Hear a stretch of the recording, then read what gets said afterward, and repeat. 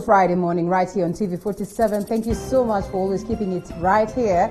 It is time for Morning Cafe. We kickstart your day on a very good note. It's all about entertainment later on, and Nancy will make sure that you got all that. Hope we'll be having the DJ on standby so that they can get to have you enjoying the best of your music. We keep saying this. Rona has got nothing on us, even if you're not able to go out there and just have a moment. You can always do it from wherever you are, and we ensure that you get all that. So welcome on board. My name is Linda Alela. Like I said, the program is Morning Cafe. We do this every other morning of the week to ensure that you're updated, informed, entertained, and you're also part and parcel of the conversations that revolve around issues that affect you directly or indirectly. So let's kickstart right here as we take a look at what is, of course, the world of news, but importantly also invite you to be part of it. Hashtag Morning Cafe at Linda_Alela TV47KE, and we'll be glad to get to sample some of your comments as we proceed. Now let's start. And DPP Nordin Haji ordered the prosecution of senior Garissa County officials, including Governor Ali Korane, over the embezzlement of over 233 million shillings that was issued by the World Bank as a grant. The funds, Haji says, were released by the World Bank under the Kenya Urban Support Program before being diverted between February and September 2019. In a statement released on Thursday, the DPP said the investigations uncovered that the money, instead of being used for the construction of a market, recarpeting of CBD roads, putting up of pedestrian walkways and setting up of drainages, was diverted between February and September 2019. The statement further said diversions were facilitated by the four county officials who were the Finance Chief Officer Ibrahim Malo, Treasury Head Muhammad Abdullahi, Municipality CEC Abdi Shale, and Head of Accounting at the Municipal, Ahmed Aden. The investigations carried out by EACC concludes that Governor Korane abdicated his responsibilities, leading to the misappropriation of the grant funds. The five will be charged with the 5 counts, which includes conspiracy to commit an offense of economic crime, misappropriation of public funds, abuse of office, engaging in a project without prior planning, and willful failure to comply with the law. Other charges they will face include engaging in a project without prior planning, contrary to provisions in the Public Finance Management Act, and abuse of office. Korane will become the latest of a string of governors to be prosecuted over graft. And Major General Mohammed BADI, that is Thursday, took a oath of secrecy or secrecy oath to attend cabinet meetings. BADI was sworn during a cabinet meeting that was attended by all cabinet secretaries and State House meeting chaired by President Uhuru Kenyatta. Josh Ansari has the details. It's the first time since the cabinet secretaries are meeting after 14 days recess that ended on 28th August. All the cabinet secretaries met in the meeting chaired by President Kenyatta on Thursday. During the meeting, Nairobi Metropolitan Service Director General Mohamed Abdallah BADI took a secrecy oath to attend cabinet meetings. According to a letter from State House spokesperson Kanzedena Mararo, the oath is a requirement for any person to be part of the cabinet meeting or participate in the conduct of cabinet business. Further, Major BADI will be allowed to attend all meetings of cabinet pursuant to Executive Order Number 3 of 2020. Mohamed BADI has been the Director General of Nairobi Metropolitan Service since the transfers of some functions from the county government of Nairobi to the national government. On Wednesday, Governor Mike Sonko criticized the NMS operations in the city. Cabinet applauded Kenya's healthcare workers for their commitment to duty during the pendency of the coronavirus pandemic. Other frontline staff, including national security officers, were also recognized by Cabinet for their sterling role in leading the nation's response to COVID-19. As a measure of our nation's recognition of and pride in our frontline workers, Cabinet also approved the comprehensive insurance cover for all frontline workers. The meeting was attended by the Deputy President William Ruto, who has been conducting events at his current office. Josh Onsare, TV 47. And a Muradi member of Parliament, Joanna Gena, Thursday was released on a 1 million cash bail after spending 3 nights in police custody after he was charged with hate speech and incitement. Meanwhile, leaders across the political divide have continued to condemn the perceived insightful utterances from political leaders. Mongi Maina with the details. While delivering her ruling, Nakuru Chief Magistrate Justice Elizabeth Usui said that there were no compelling reasons to continue holding MP Joanna Ngeno, as argued by the defense. No previous records, as none has been presented before the court. He is a member of parliament and I do not find that he is a flight risk. The chances of interfering with the witnesses has been analyzed above and they are minimal. And therefore, I find no compelling reasons to deny the accused person bond. The MP was barred from making any insightful or insultful utterances, with the police given a go-ahead to arrest him in any case he does so. He has also been warned against meddling with the witnesses. And he's hereby barred from making any utterances that may tend to incite violence, stir ethnic contempt, as well as infringe on other citizens' rights as enshrined under the Constitution of Kenya. Meanwhile, Narok Senator Ledamo Lekina has castigated the National Cohesion and Integration Commission, NCIC, saying the commissioners have failed in their mandate as the commission is not constituted under merit. Similar sentiments were echoed by Migori Senator Ochilo Ayako. If NCIC itself is tribal, if all the investigating officers are from one tribe and all the majority people there are from one tribe, then how do you expect them to do their work? So really, I think it's about time that we just, instill on these values and principle of public service. KISII is totally failing. Wame fail completely. Na unajua hiyo ni tume. Jukumu muhimu sana kwa serikali ya taifa ni kuunganisha wananchi. Senate Speaker Ken Lusaka led a host of Ukambani leaders in condemning careless and insightful remarks from politicians. Leaders, let us watch what we say.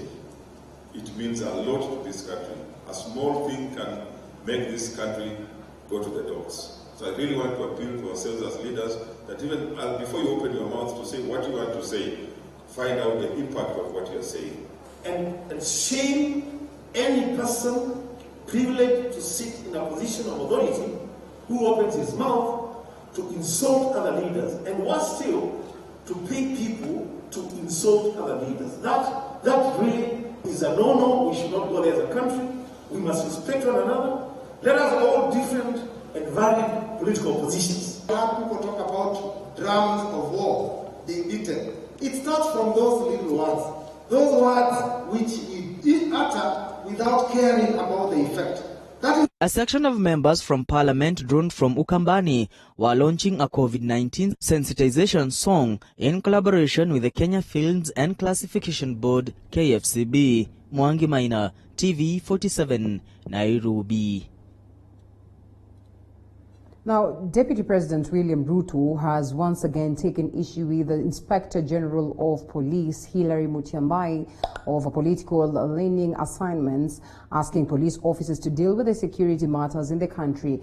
And as Eli Logova reports, the second in command has slammed political competitors over what he termed as a cheap politics after a section of youth caused chaos during his tour of KISII Thursday. With less than 2 years to the general elections, the 2022 succession politics is already gaining momentum as politicians continue to align themselves ready for the elections. Deputy President William Ruto, who has declared his interest in succeeding President Uhuru Kenyatta, took his popularization campaigns to Gusii land in a bid to the region that has for long enjoyed ODM dominance. During Thursday's tour of KISII, Deputy President William Ruto accused police officers led by IG Hilary Mutyambai of being used by selfish politicians to settle their political scores against him. Ruto further asked public servants to stick to their professional code of conduct and shun politics. Tunataka kila mtu aheshimiwe, afanye kazi mahali pake. Tunataka askari waendelee na kulinda usalama. Tunataka provincial administration wasimamie mambo ya usalama na utendakazi ya serikali. Wale wanasiasa wanataka kushindana wawachane na police, wawachane na provincial administration, wakuje kiwanja, wakutane na mimi. The second in command reiterated his stand on succeeding President Uhuru Kenyatta come 2022, saying he is ripe for the position. Ruto says he's committed to competing with other leaders on issues, development and ideologies that would transform the nation. Tuko pamoja? Na ndio mimi nauliza hivi, badala ya mambo mengi, badala ya mashindano, badala ya ukora mingi, Wakenya wengi hawana chakula. Ruto's tour of KISII was, however, marred with the chaotic scenes following protests in KISII town after a section of youth blocked roads opposing his visit. DP Ruto asked leaders to shun petty politics of engaging youth in creating disharmony in the society. Tumewaonyesha wale ambao wanataka kutumia rasilimali za county ama rasilimali za provincial administration vibaya, ati wananunua vijana wapigane, tuwaambie shame on you. Sijui kama tunaelewana. Yes, hizo pesa ambayo mnatoa, kwendeni patia mama mboga wako na shida kubwa waendelee na biashara. Ama pelekeni kwa bodaboda wako na shida. DP Ruto's tour of KISII comes a few days after Interior CS Fred Matiang'i visited the region. Eli Logova, TV47. And still on heated political moves, ODM party leader RAILA Odinga has urged Taita Taveta residents to support the Building Bridges initiative process so as to bring cohesion and integration to the country. On his Thursday tour of Taita Taveta, RAILA further urged coastal leaders to support the third-generation revenue allocation formula so as to benefit the populous counties. RAILA is in the coastal region to solidify his support days after Deputy President William Ruto toured the region, and RAILA also met religious leaders. Waziri Mkuu wa Jamhuri ya Kenya, wakilishi wangapi? Naomba tuimbe wimbo pamoja. Ndani BBI tumesema tunataka kuzidisha pesa ambayo inakuja mashinani. Kubadilisha kutoka 15% ifike 35% na zaidi. Sasa wanapata kwa mfano mpango wa pesa wa mwaka jana wanapata bilioni 316. Lakini budget yenyewe ni trilioni 3 na zingine. Yaani ni 10% pekee yake ambayo wanapata. Sasa tukizidisha hiyo mara 20 tunaongeza 25 juu yake hivi ifike 35 kwenda juu. Sio pesa itakuwa mingi zaidi. Alafu sasa tutatumia ile formula vizuri ya kugawa hiyo pesa. Sasa yule senator wenu ndugu Maruma huyu amesimama imara. Yeye ni mwanachama halisi, nikiongea na yeye anasikia maneno. Alikuwa anataka kuwa chairman wa Public Accounts Committee. Nikamwambia waachie tu wakati huu. Acha fulani achukue. Nakakubali, mimi nitasubiri. Now, the Senate County Public Accounts and Investment Committee has called on Inspector General Hilary Mutyambai to appear before the Oversight Committee after failing to arrest and present Murang'a Governor Mwangi wa Iria as instructed last week. The Murang'a County bosses, or the Murang'a County boss, has never been audited for 3 financial years, as Elizabeth Mutuku now reports. Murang'a Governor Mwangi wa Iria has yet defied the call by Senate, County Public Accounts and Investment Committee to appear before the Oversight Committee for accounting purposes for the 3 financial years, senators expressing their displeasure and the expenditures of the county's expenditure. But he has also got the weight and the bearing of the plenary, so that everybody expresses an opinion on this matter.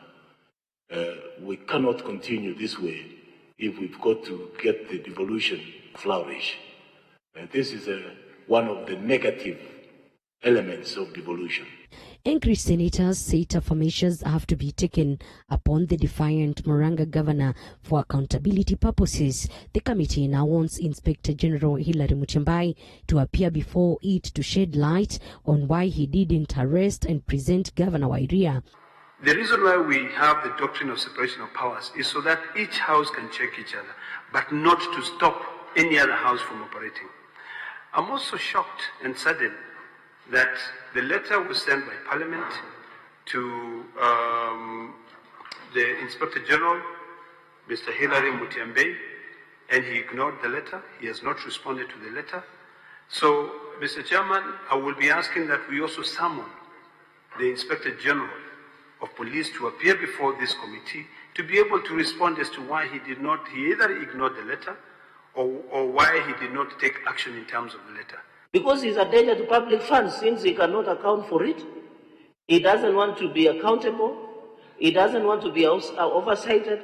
So when you look at Section 96 and Article 225, we should make a resolution as a committee that the National Treasury forthwith ceases for issuing funds or transfer of funds to county government of Murang'a until Governor Mwangi Wairia appears before this committee and be able to answer audit queries and show the country that he has prudently used. Because it seems that the governor and the county executive are allergic to issues of accountability. Auditor General officers have expressed their challenges in auditing Murang'a County, same challenges faced by EACC officers whenever they visit the county, calling upon the intervention of the Senate. Because right now we are through with the planning for 2021, but we are worried on how we shall go to audit Murang'a. Unless probably this committee gives a guidance on amount task team, because we also need security in this situation. Thank you.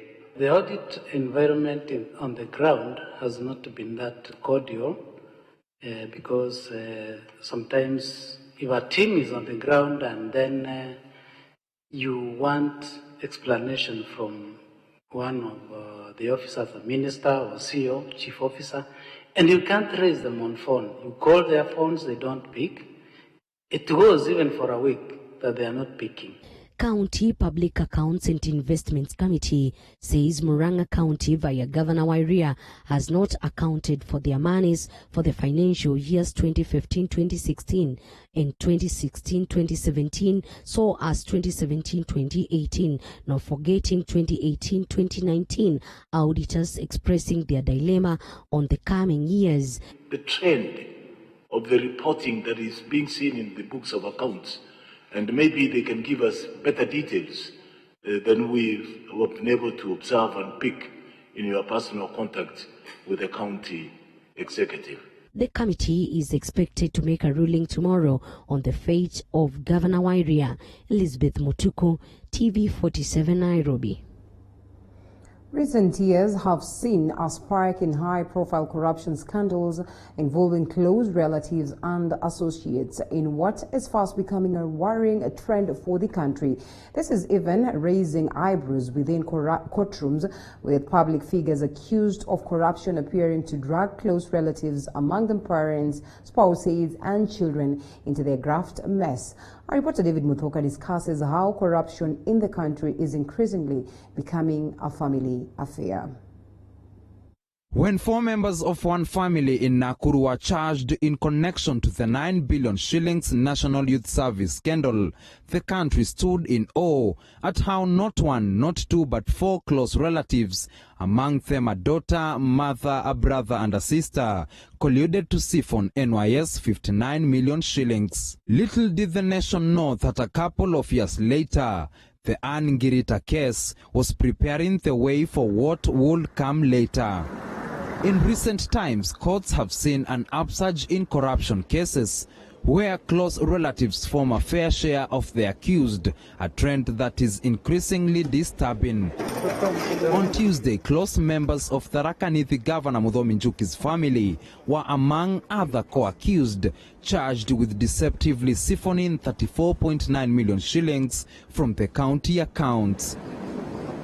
A flowchart from EACC investigations showed how the county government of Tharaka Nithi contracted Generations Electronics Limited, a company owned by Governor Njuki, his wife Margaret Mugweru, and Njuki's business associate David Mbugua to import an incinerator. The county government then paid 34.9 million shillings to Westomax Investments Limited, a firm owned by Mugweru's brother Kenneth Mushuya and Caroline Wambui, who supplied the incinerator. The proceeds from the deal were later shared to, among others, close relatives of the governor. Gentech Supplies and Service was paid 200,000 shillings, whose directors are Freshia Njeri, wife to Njuki's close business associate David Mbugua, and Alan Gitonga, a nephew to the governor. A company owned by Njuki's son Brian Muthomi, GSOT Limited, was paid 2.1 million shillings in unexplained transactions. In yet another scandal that sacked almost an entire family, Migori Governor Okoth Obado was in August arraigned at the Milimani Law Courts alongside his 4 children, all accused of milking 73.4 million shillings from the county coffers in fraudulent procurement deals. Investigations by EACC detectives revealed that the governor had received the total sum of 73,474,376 shillings indirectly through his children. The money would be used to pay the children's school fees, upkeep, maintenance and medical bills in Australia, Scotland and United Kingdom, while Sam was also traced to have bought 2 Toyota Land Cruiser V8 vehicles. Just like Obado, former Kiambu Governor Ferdinand Waititu Babayao was arraigned in court alongside 2 members of his immediate family after 2 companies owned by Waititu, his wife Susan Ndungu and their daughter Monica Njeri, received 30.6 million shillings from Testimony Enterprise Limited, awarded a tender to construct roads between October 2018 and January 2019. How close relatives have been tied at the hip in undertaking suspected corrupt deals is now even raising eyebrows within courtrooms, while presiding over a preliminary hearing where Governor Njuki and 16 other co-accused denied all 16 counts of corruption leveled against them.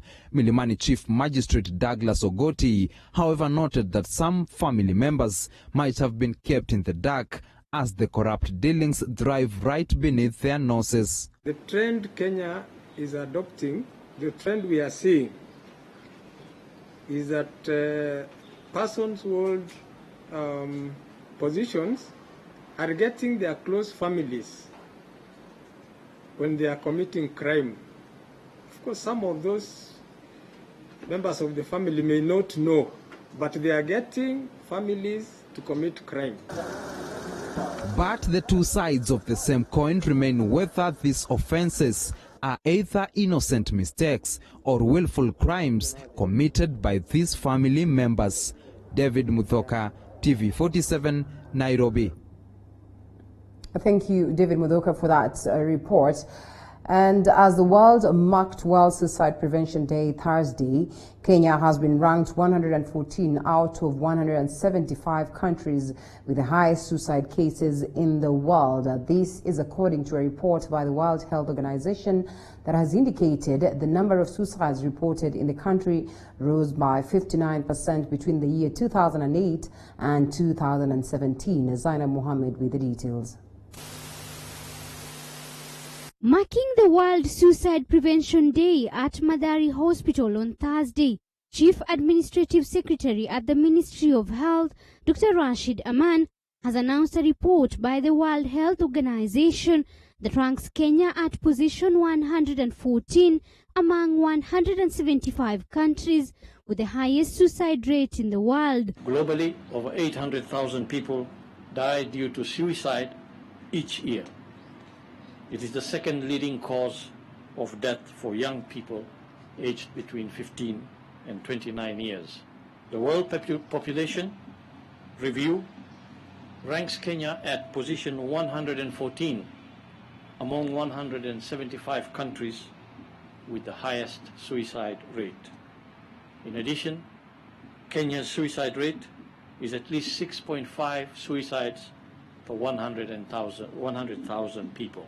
According to the report, the number of suicides reported in the country rose by 59% between the year 2008 and 2017. In Kenya, the number of suicide cases have increased in the last several years.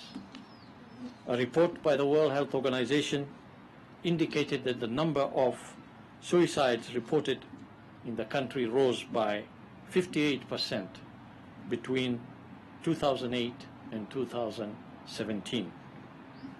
There are 317 suicide cases reported every year. The CAS further noted the significant increase in suicide cases during the COVID-19 pandemic, emphasizing the need of checking up on the mental wellness of loved ones during this pandemic. In a crisis like COVID-19, most people will experience some degree of distress, such as feelings of anxiety, hopelessness, sadness, difficulty in sleeping, fatigue, irritability, or anger, and aches and pains. Public health approach is therefore needed to address the psychosocial and mental health consequences of COVID-19. This is as the number of COVID-19 cases in the country rose to 35,603 cases after 143 more people tested positive for the virus in the last 24 hours. 490 people have recovered as 5 more people succumbed to the virus. Zainab Mohammed, TV47.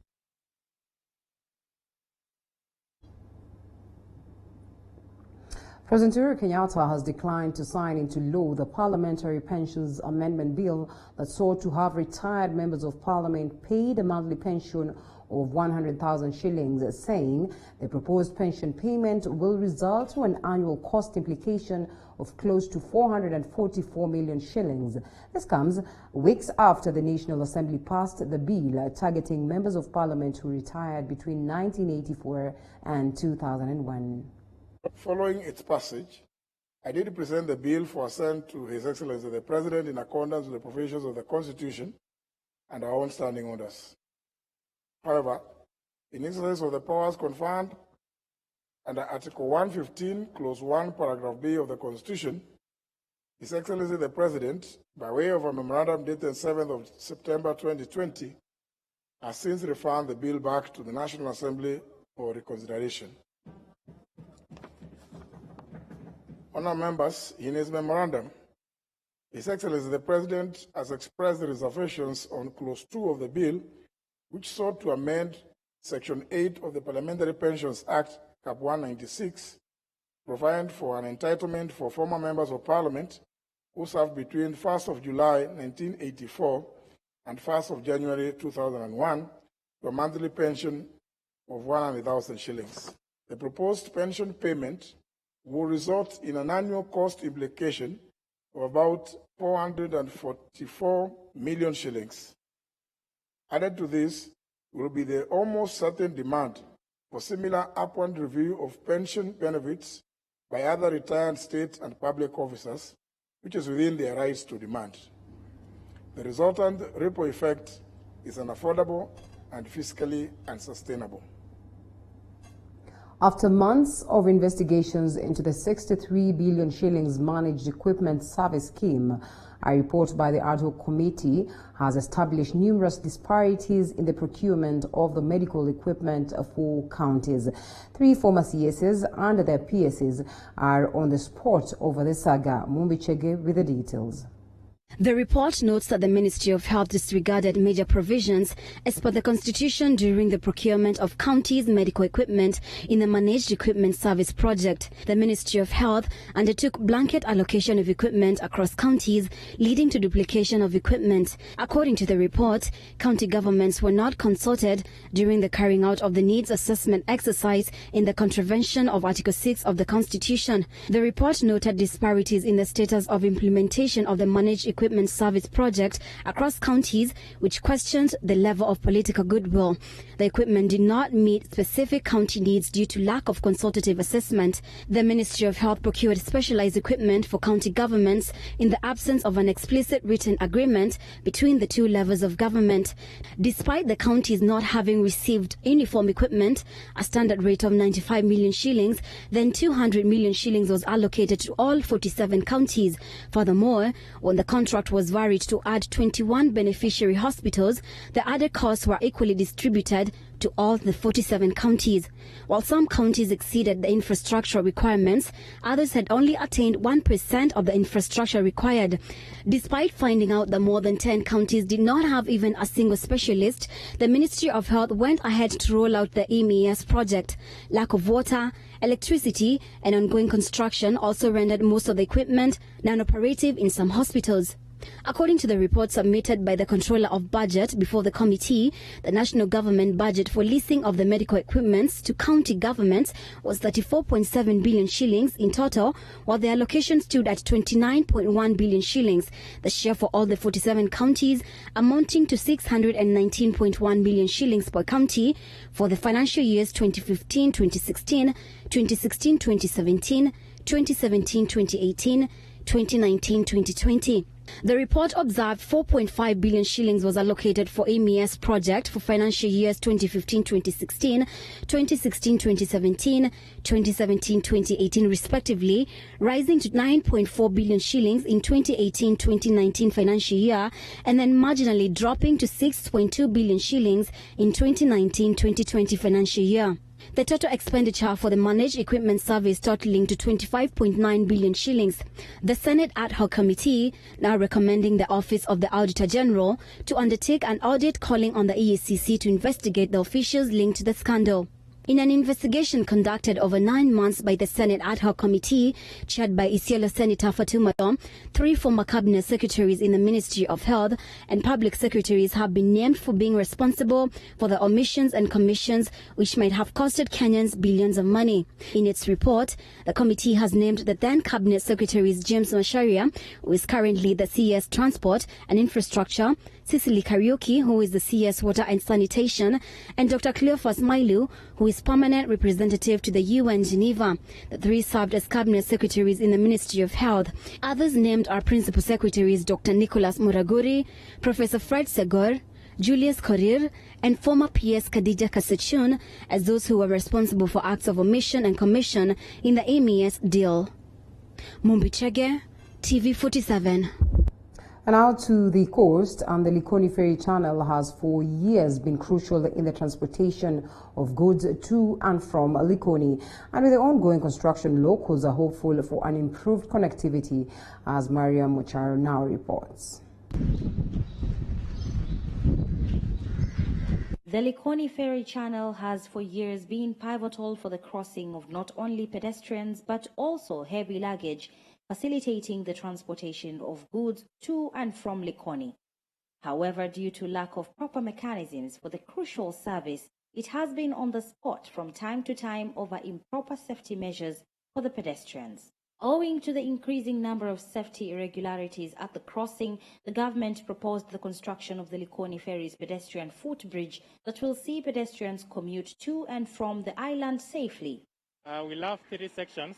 We have this embankment. It will not be on the side of the island. So, what should the public expect from the footbridge? The public is expected to have a facility that will assist them cross the ocean channel seamlessly, and they will be able to, without much congestion that is existing today with the LIKONI ferry. This project is expected to be completed in January 2021. Yeah, the project has started. We are currently 3 months after the contract was signed. Itakuwa imetuadhirisha ani mahali pakubwa, alafu kulingana na penye bridge itaanzia ni kama posta, alafu inaanguka wapi huko Likoni, inaanguka kama Mount Sinai. Hapo hivyo itakuwa imenidhuru hata pia mimi, kwa sababu siwezi chukua mzigo na nikatoa kama posta mpaka Mount Sinai, na ama tu yani itakuwa imeharibia watu watu wengi kazi, kwa sababu hata tuktuk hawezi lipa kutoka posta mpaka avuke kule. Yanafere na watu mala mambo mengi, ajali ndogo ndogo, hiyo itapunguza. Sisi wabangaizaji wa hapa na sisi watu wabeba wa kubeba. Sasa pakisema kwa daraja tutakula nini, na ambapo tuko watu zaidi ya 100 tunaokula kwa kupitia hiyo feri. Na hatuwezi kula mpaka tubebe.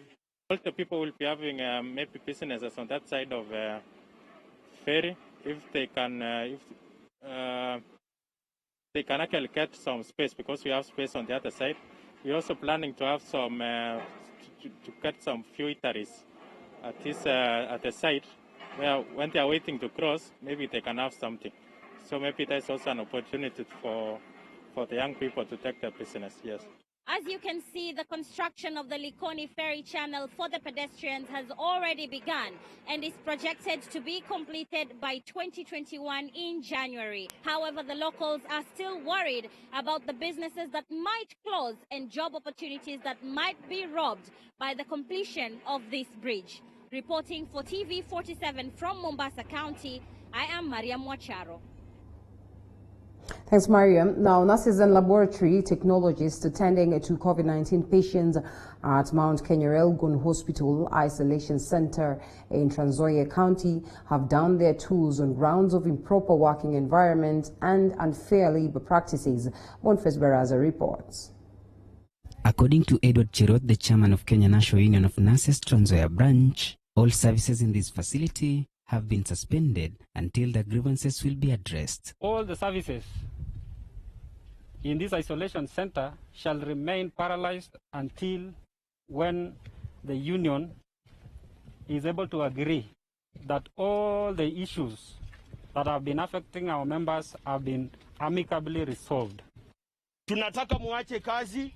Mimi niko tayari kuenda kwa niaba ya laboratory officers na hata nurses na clinical officers na wote jela.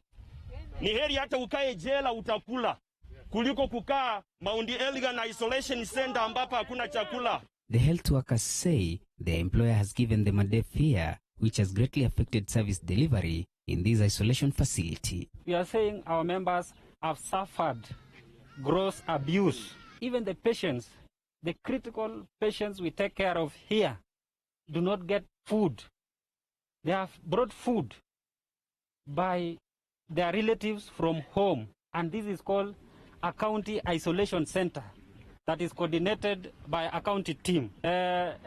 Our workers who work here, unfortunately, are exposed. Human rights activists in this county have also faulted the county administration for ignoring the frontline workers who sacrificed their lives during this period of coronavirus pandemic.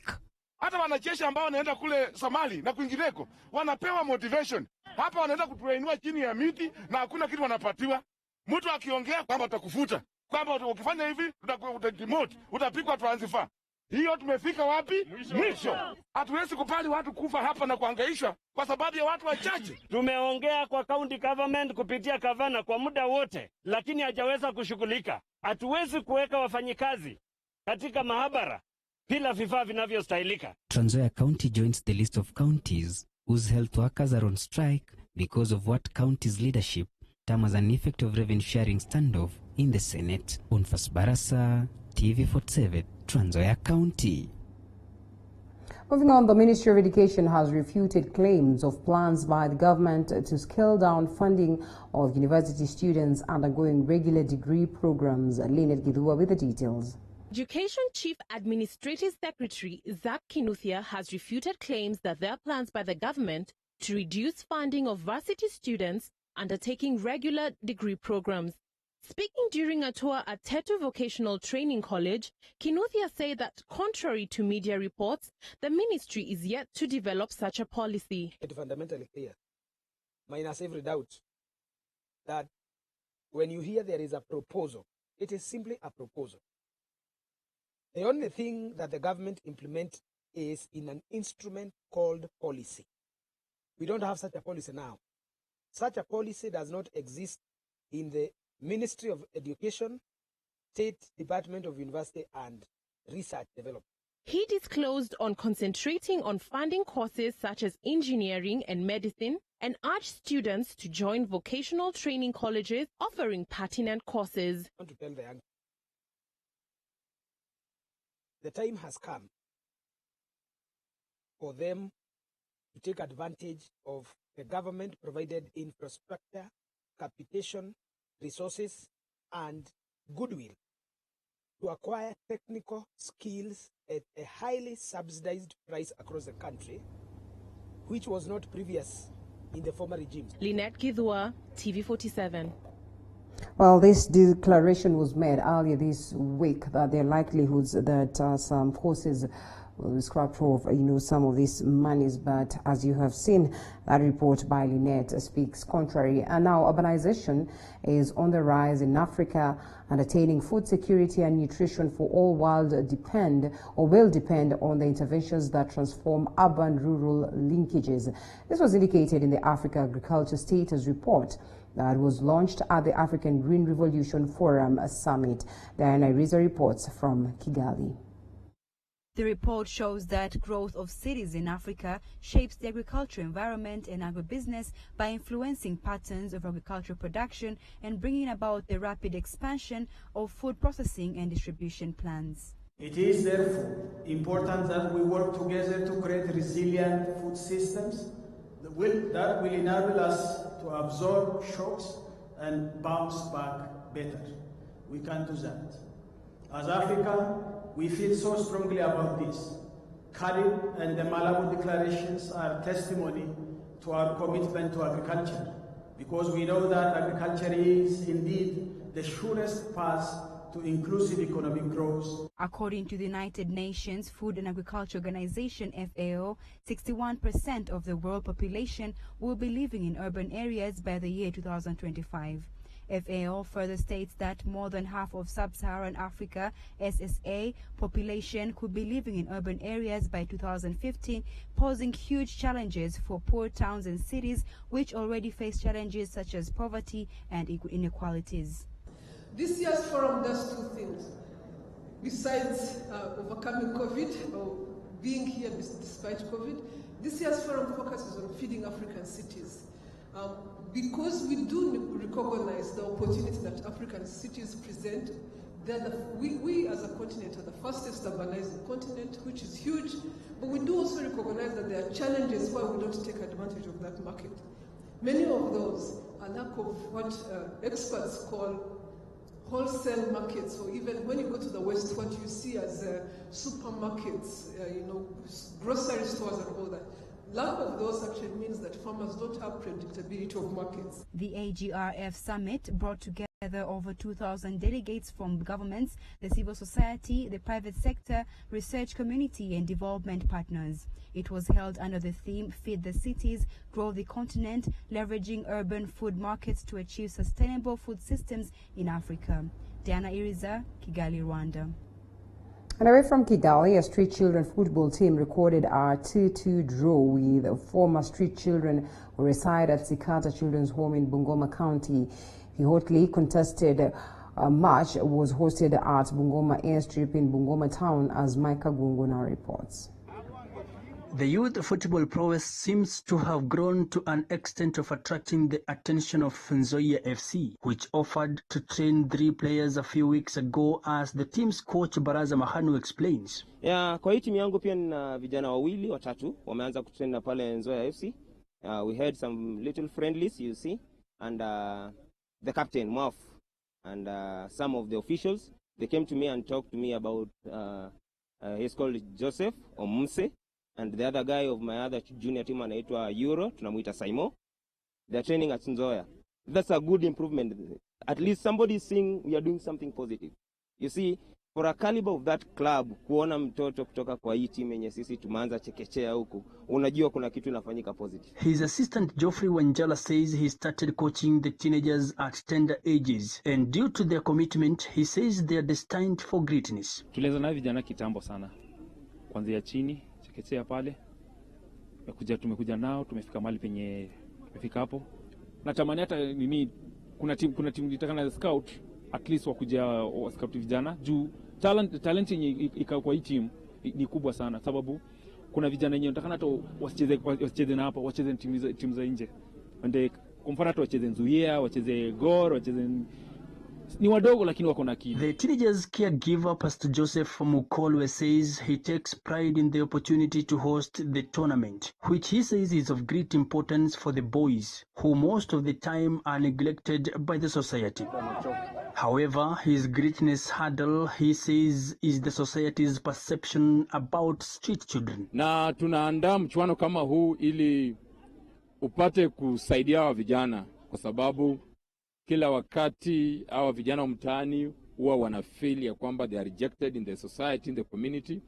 Na tunapoandaa mchezo kama hii, inawa encourage, inawafanya pia wanafeel ya kwamba they are human beings, they are acceptable in the community, and it also encourages them. It also makes them to be physically fit. Kila mtoto ama kila mwanadamu kuna kipawa ambayo Mungu ameweka ndani yao, na wanahitaji kusaidiwa ili wapate kugundua vipawa vyao na wapate kuvitumia. Na kipawa ni kitu cha maana sana, kinaweza saidia mtu siku zijazo, kinaweza lisha mtu siku zijazo. Reporting for TV 47 from Bungoma County, I'm Mike Kagwango. And on that note, it's now time that we cross over to, of course, a break. We're coming back with a great session. We'll be discussing matters film and the impact of the same at this time of COVID-19 after this short break. So keep it right here, and importantly, keep sending those questions. Remember, Nancy is on standby also with great music for you. It is all about Friday, and Friday is about entertainment. So after this break, I'll be coming back with more.